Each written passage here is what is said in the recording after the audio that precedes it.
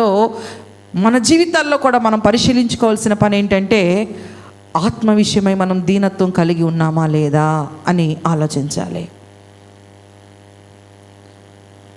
వారిలో మనం తొంగి చూసి వాళ్ళ లోపాలని ఎంచడం కాదు.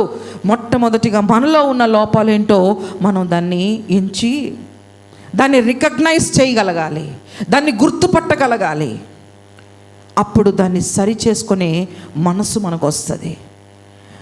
మనలో ఉన్న లోపాలు మనం గుర్తుపట్టకపోతే, రికగ్నైజ్ చేయకపోతే ఎప్పటికీ సరి చేసుకోలేం.